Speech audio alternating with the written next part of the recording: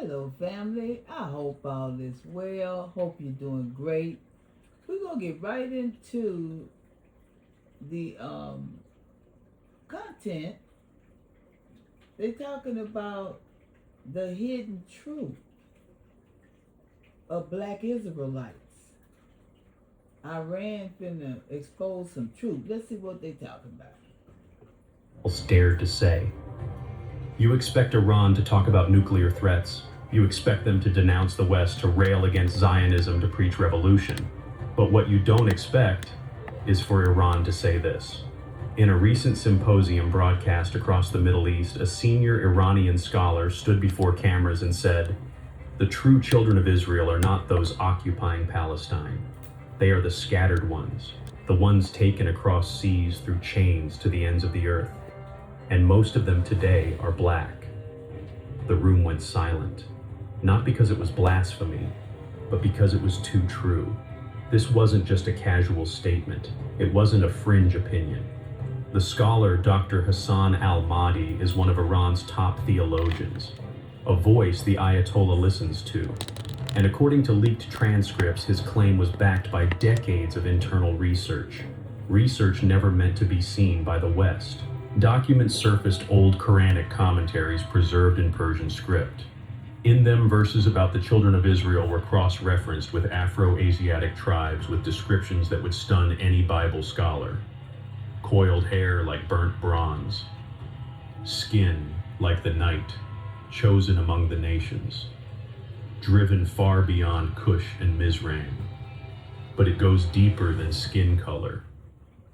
According to al-Mahdi, the prophetic fingerprints of the Israelites' culture, language, liturgy, covenant customs are found not in Europe, but across the African diaspora, from the Yoruba of Nigeria to the Limba of Sierra Leone to the Igbo of southeastern Nigeria and beyond. And this isn't just in the Quran. Iran's theologians, yes, Muslim theologians, have spent years studying the Torah and the Hebrew prophets in Hebrew through non-Western eyes. And they've come to a conclusion so dangerous that even many churches fear to say it. The black descendants of slaves in the Americas may be the remnant of the ancient Israelites, the real house of Jacob. Let's pause. This is where it gets uncomfortable. Why would Iran, a Shia Muslim power, a sworn enemy of modern Israel, take time to defend the authenticity of Black Israelites? Because it turns the narrative on its head. In the Western world, the Black Hebrew Israelite movement is treated as a fringe group, often mocked, ignored, branded as extremist. But Iran sees something else. They don't see conspiracy theorists. They see a prophetic threat to empire. Why? Because if the people who were colonized, enslaved, silenced, are actually the heirs of the covenant, then the moral authority of Western Christianity collapses. The church loses its monopoly on biblical identity, and Zionism loses its claim to divine land rights. That's not just religious upheaval. That's geopolitical warfare. Right. Iran understands something Western seminaries avoid: identity as power. When you disconnect a people from their divine origin, you can control them. You can rename them, re-educate them, sell them a story where their suffering is random and their God is foreign.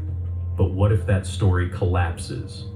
What if the very same black man who was told his history began with slavery discovers that his lineage goes back to Abraham, that he is not cursed but covenantal? That is the moment of awakening the devil fears most, and Iran just said it out loud. This isn't new for Iran. They've long played the long game with theology. While the West waged physical wars, Iran invested in theological intelligence. They studied the hidden histories, the missing books, the racial erasure of scripture. They looked not at the King James Bible, but at Ethiopia's 88-book canon. They traced how Enoch Jubilees and the Book of the Covenant were stripped from the Western Bible to protect empire. And they realized the truth about the Israelites has been colonized, but not lost. So why is Iran saying this now? Because something is shifting. All over the world, black people are waking up. They're reading scripture for themselves. They're asking new questions. They're rejecting whitewashed religion and reclaiming an ancestral faith rooted in covenant, not colonization. And Iran sees the writing on the wall. They know this awakening isn't political, it's prophetic. And if they can stand on the side of revelation, they can break the West's monopoly on religious authority. It's not about agreeing with Iran. It's about recognizing what's really at stake.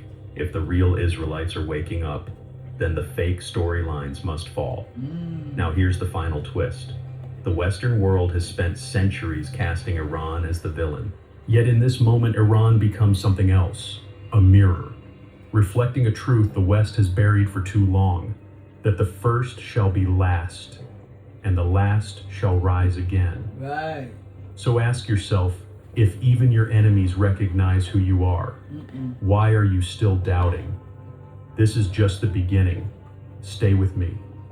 Because in part 2, we're going to the ancient ruins of Persia and Ethiopia, where stone carvings and ancient manuscripts tell a story the world has tried to silence, that Africa is not in the Bible, Africa is the Bible. Part 2, ancient evidence, Black Israelites in Iran's history. They said history forgot them, but history didn't forget it was edited. The truth wasn't erased. It was carved into stone, hidden in the soil of empires, buried beneath Persian ruins until now. Welcome to Persepolis, the ceremonial capital of the ancient Persian Empire. Columns rise like skeletal fingers, walls whisper forgotten names, and on those walls lies a secret. In 2021, a Persian epigrapher stumbled across what most historians dismissed as religious graffiti on a limestone slab. But upon closer study, he uncovered something revolutionary, an inscription in Old Persian and Aramaic, referencing a group known as the Yahweh, those who worship Yah. But this wasn't the shock. The shock came in the description that followed: men of dark skin, braided hair, garments of strange color, who do not bow to idols but serve only the Most High. These weren't generic Semitic tribes. They weren't Persians. They were descendants of the exiles from Babylon, and they looked nothing like the common image of biblical Hebrews today. They were black. Let's rewind the timeline. After Babylon fell, King Cyrus of Persia famously issued a decree allowing the exiles Israelites held captive in Babylon to return to their homeland and rebuild their temple. This is recorded in the Bible in the book of Ezra. But here's what most don't know. Not all returned. Many remained in the vast territory of Persia. They settled, married, worshipped. They became a spiritual remnant maintaining covenant in exile. And over the years, they left traces. In 2019, archaeologists in southern Iran unearthed an ancient burial site dated to the 5th and 6th centuries BCE. Among the artifacts, pieces of linen with Hebrew inscriptions sewn in Ethiopian weaving patterns, bronze menorah carvings next to Persian fire symbols, a scroll fragment damaged, faded, but containing one line that sent researchers scrambling.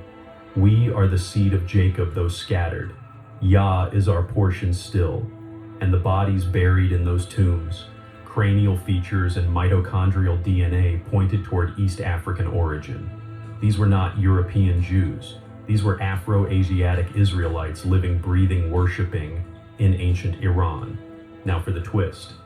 During the Safavid dynasty, one of the most influential Islamic dynasties of Iran, 16th to 18th centuries, a court historian named Nasir al-Tusi compiled a book of ethnographic records called Chronicles of the East. It was meant to be a survey of the peoples within Persia's expanding empire. In it, he describes a small devout community living in the mountainous northwestern provinces, practicing Sabbath reading from Torah scrolls, avoiding pork, refusing to marry outside their tribe. He wrote, "They say they descend from the captives of Nebuchadnezzar. Their skin is dark like Nubians, but their tongue carries the rhythm of Hebrew chants. They do not call themselves Jews, but sons of the covenant." Let that sink in. This is not from a Western scholar. This is not Christian revisionism. This is a Muslim Persian historian living centuries ago confirming that black descendants of Israel were alive and thriving in Iran. But why does this matter now? Because prophecy is pattern. And when scripture, archaeology, and testimony align, Family, like, share, and subscribe. Bye.